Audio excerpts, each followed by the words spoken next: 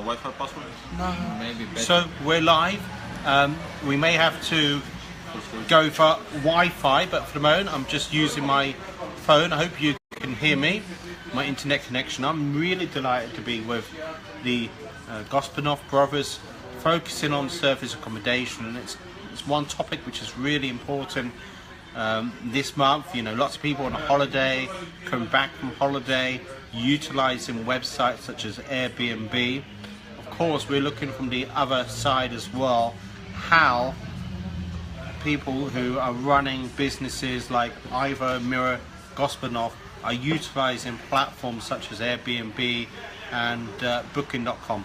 So Miro and Ivo, huge thanks for joining me. Look, on this Facebook Live you're going to see a lot less of me. Hopefully you'll still hear my voice, but you're going to hear much more from Ivo and Miro. So Ivo is the bigger guy. The older brother. Yeah. The older brother. Look, so key metrics before I just focus on the two brothers. 120 units, focus on surface accommodation, predominantly central London. One interesting story I just found out about now was about the Rolls-Royce, and that's not for every client, but let's look at that if we have time. I promise it won't be too long a video, because it could easily go into a lot more depth, and that's the idea of next week as well, really discovering how this company's grown and moved into a team of 25 as well. So rather than me rattle on, Ivo and Miro, your properties which you're running are based in central London. Why service accommodation as a strategy? Yeah. First of all, Brendan, it's good to see you in our office here. Yeah, I know. In Shoreditch, and I hope that you like it. So why service accommodation? Service accommodation, just to recap, we have started with service accommodation from March 2016, and since then we have completely have a laser focused on service accommodation. And service accommodation is much more dynamic, having much more like startup nature, and is not that static such as rent to rent or longer type of contracts. And we have, for us personally, we enjoy them much more than a long let, and you can see better yield as well. What would be the typical let, Miro? Would it be less than a week, 2 days, or really does depend on what the property is in central London, or either? Yeah, on average we have 3.5 days per booking. It really depends, because some of the apartments we have a strategy for a bit of a longer term. When I say longer term, we have, it could be from 1 day up to 1-2 weeks. Sometimes we have a month or so, but this is very rare. Yes. Unless they book, because the pricing strategy that we are utilizing, we got a long-term pricing strategy and we have a short-term pricing strategy. In the middle, we would like to keep the prices quite high. So we have identified that, you know, that's one way that we're able to sweat the asset a little bit more. So if somebody is happy to book 30 days up front with the high prices, that's fantastic. You know, it translates in a favor towards us, and again towards them as well, because they like the apartment and they would like to stay there. Sure. And some people actually prefer service accommodation as an end user because of the service side. We were focusing on the service side, what typically clients may look for, such as tickets for events, sometimes literally just transit from the airport. But we were talking about one of your more interesting clients who required a Rolls-Royce. So do you want to just elaborate on that? Yeah, we had a family from Saudi Arabia, and they had a very late check-in, approximately 12:30 at night. And they just asked, you know, can we have a chauffeur and a Rolls-Royce on demand for 7 days, and how much would be the price? So we start calling third-party providers, because of course we don't have Rolls-Royce ourselves at hand. And funny enough, we were able straight away, 20 minutes later, to find somebody who was able to provide the service. So that translates into a very large tip, happy customer, and great review on the ability that they book from Booking.com. That's interesting about the concierge service. So I know you're not quite a concierge service as compared to what some organisations can do, and literally they're not booking rooms or accommodation. Look, one thing we want to focus on in the interview is the team. So, and the key word which comes up with the team is accountability. So, Ivo, do you want to elaborate why accountability is so important for the COG, for the flow of the company? Yeah, definitely. From our perspective, it's all about systematizing the business, and as you, Brandon, said, systematizing is one very fancy word. But it's all about identifying what is the workflow and what are the particular action steps or tasks that needs to be executed in order to service to be delivered. And initially, it's all about breaking it down into departments, and then particular task for a workflow can be allocated to the actual department, to the individual person. And we are making sure that one person is accountable for everything that is involved in the particular process. In that particular way, you're really able to scale, because you know that nothing is going to slip through, and things will get done.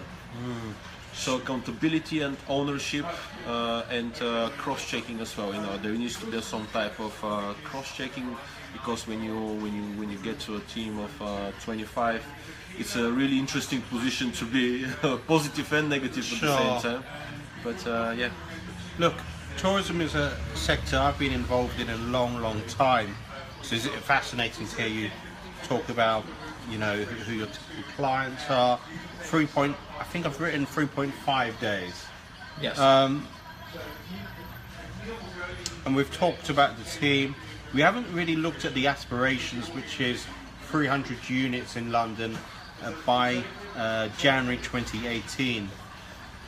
So we were discussing before going live about your challenges, and whether the challenge is actually finding the clients to stay in the accommodation, or to find the clients who've got the accommodation in the first place.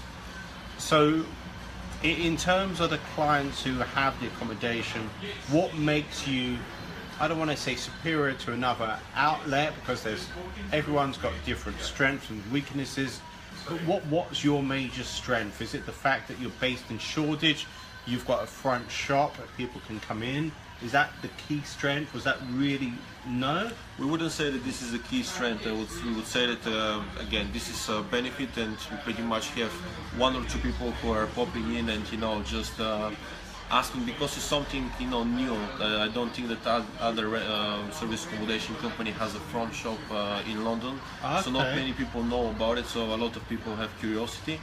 It's a benefit, but I think that the strength that we have is a word of mouth and expertise.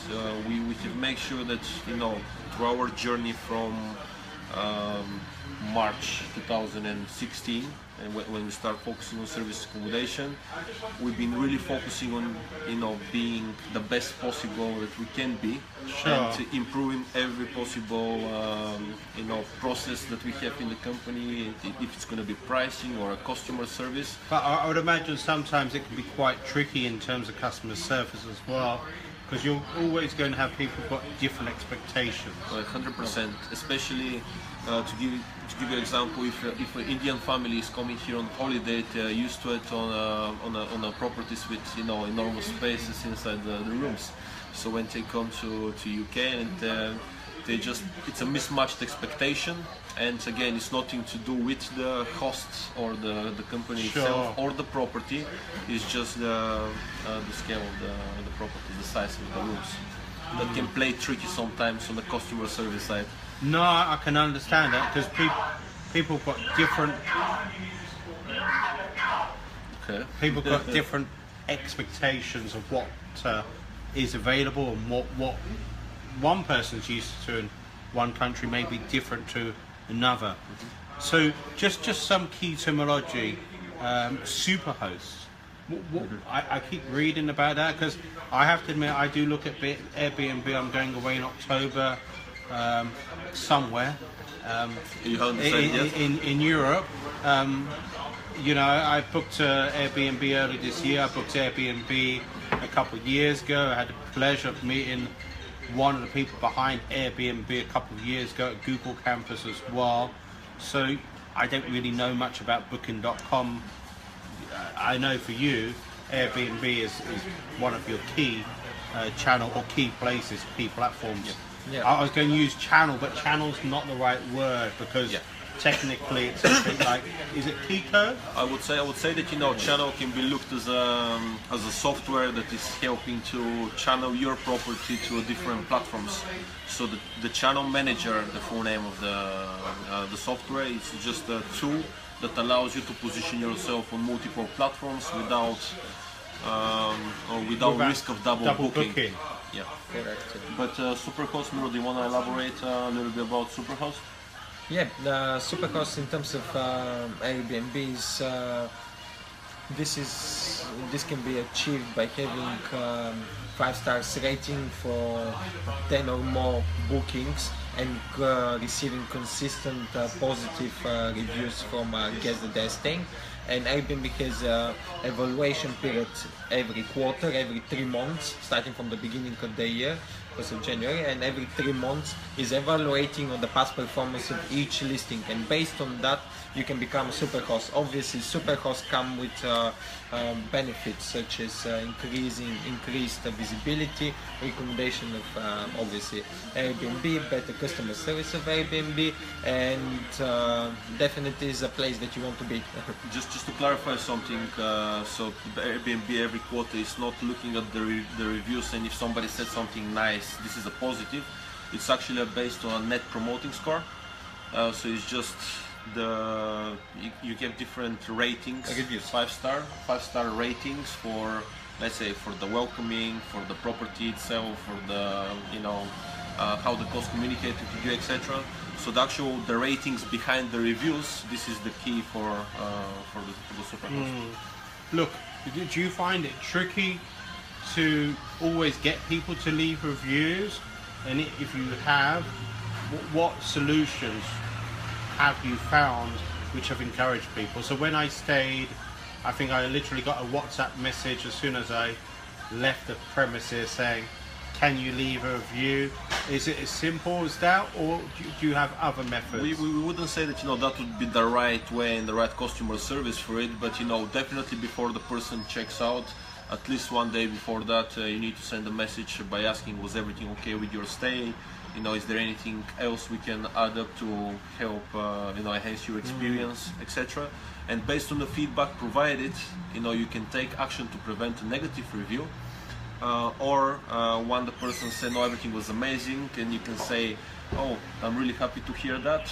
It would be fantastic if you share your feeling about the place with on a review, because this is something really important for ourselves and the business. Sure. So I don't know too much about London and Airbnb in terms of benefits and what's expected, but for example, when you usually go away, often find that there's a nice bottle of wine in the fridge or something like that. What's is there anything left behind in the fridge or in the kitchen, or any gifts? Is just the norm in London, or what's? Normally I would say that we have a welcome pack prepared for the guests, so they are pleasantly surprised when they arrive at the property. So that's the positive thing. Sometimes, let's say, chocolates are left behind, or tips can be left behind, etc. But we have allowed our cleaning team, because it's an internal, to help themselves and just benefit from the presence and the tips that is left in the property, because without them we wouldn't be where we are at the moment. But in terms of the actual person who's staying there, so there'd be sometimes a welcome pack. Do you use anything digital as well in terms of a welcome pack? Is there access, for example, to an iPad which has got a concierge style service? Majority of the properties that we have, we don't have let's say recurring monthly subscription for internet, so the vendors, they haven't provided that. So we are getting normally a smartphone with pay-as-you-go SIM card with unlimited internet. So it's something that we allow them to take outside of the house as well, so they can use internet when they are out as well. So this is additional customer service and something that's exceeding their expectation. Yeah, but there isn't like applications like providing exactly concierge service. There's applications like I know that you're probably thinking of You're Welcome. So Sure. they have a tablet, and I believe that they're offering fantastic service. We have tried out, and actually we were very happy with the service provided, but we just have created our own guides and our own recommendations for different venues around the area. But definitely, I think that people should look into You're Welcome, because they definitely have value to provide. And particularly if you're starting out, it's particularly valuable, possibly. No, definitely. So I would recommend people to look at it, and yeah, definitely. No, 100%, yeah. You're Welcome. How can people find out more about You're Welcome? Is it yourwelcome.com, .net, .org? So when we said welcome pack, that means it's a goodie bag filled up no, with. but the company You're Welcome. You're Welcome. So I believe that if they just if they Google You're Google. Welcome, tablet or app, it's gonna come up, and I'm sure that. Concierge service, yeah. So we are not related in any way, but we have used their services in the past. Sure. So, look, just to summarise, and I don't want to keep you on for too long today. So on Thursday next week, we're going to be elaborating a little bit more in terms of scalability. One thing which I found fascinating, let me just move and swivel the camera. One thing which I found fascinating was the amount of platforms which are out there. I think Miro said there's about 300. I think 300 plus if you tap into the actual hotel platforms as well. Yeah. Which is staggering. But it's not about the number of platforms, it's about using the right platforms which work for you. And on Thursday next week, we'll be looking at why Airbnb was one of those key platforms and how early on you discovered that. Look, we are going to come to an end. Now, if people can't make this coming Thursday, how can they connect with you? They can see our website, winningkeeper.com, and they can find more information about what we do. We have a very interesting tool that people may find useful if they're interested in service accommodation, and it is calculator. Basically, they can put their address, number of bedrooms, and that can automatically calculate how much they can generate using their property for service accommodation. Okay. Look, I just want to say huge thanks for taking time out, whether you've listened live or whether you've listened after. One thing I haven't really done is asked, have you got any questions? And for a number of different reasons why in today's particular session. That doesn't mean if you've got particular questions on service accommodation you can't make it next Thursday. Look, I'm sure I'm going to be doing more and more interviews in this particular strategy or environment, because hotels are recognizing now that service accommodation is here to stay. It's not just literally here for a year or two. It's well established fact. I don't know what the demographics are on number of people who stay at Airbnb compared to hotels, or sorry, I shouldn't really say Airbnb, should use the word apartments, but it's certainly a significant number. Is there any concluding remarks you want to give, Ivo and Miro, about service accommodation in general and where you see the future? So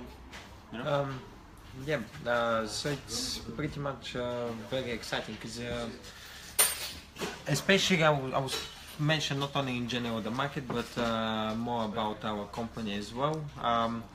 we are placing ourselves as a hybrid type service, and you can see now we have much more booking.com reservations as well, and other platforms in comparison to our main competitors, which gives us a very competitive edge, and also providing more like apartment-like service. But in general, apartments are becoming much more interesting for guests, and is that because people want more of a tailored service rather than just a brand? I hope no hotels are listening to this, but in terms of maybe hotels are more of a larger organization, it's harder for them to tailor and be more responsive, be quicker. Do you see that as being one of the reasons why service accommodation operators can operate in this market? yeah, especially for even now a lot of startups coming from this field. There is a very nice niche market and potential for acquiring a lot of guests and retaining recurring guests into apartment, because it's much different service that we can provide as well to hotels, because hotels are still a bit more not that agile and pretty much slow, and in terms of because of the size of them, and unless they're a boutique hotel, I would say that's possibly the only. I would say size and value doesn't correspond in the right way, because let's say for apartment that is amazing specification, is going to be much cheaper to stay, let's say, in that apartment is really high spec with us, rather than pay for a really nice room in a hotel. Because the value-added services can be added on the top of that, even if you're staying in an apartment. So pricing is another factor. 100%, yes. Especially when we're talking about family, they can save thousands of pounds. And having more space. It's pretty much home from home. Sure. So I just want to say huge thanks to both of you taking time out today. Look, it's one sector I'm definitely interested in. There's lots of sectors I'm interested in. I have to admit, focusing more on the developer sector, particularly for January. But for the moment, service accommodation is definitely going to be one of the key themes that people are interested in this particular topic. Just as a sort of like takeaway, as a gift to my listeners, what would your top 3 resources be in terms of service accommodation? When you say resources, can you elaborate? Like You're Welcome, for example. So what would you really need in, or what's so useful to you? If you were starting this again, let's say today's day one, apart from your black book of contacts, the likes of John Corrie, for example, let's say you were starting from scratch, you had $500, £500, you had the same energy, drive, passion. What would be the 3 most important resources for you?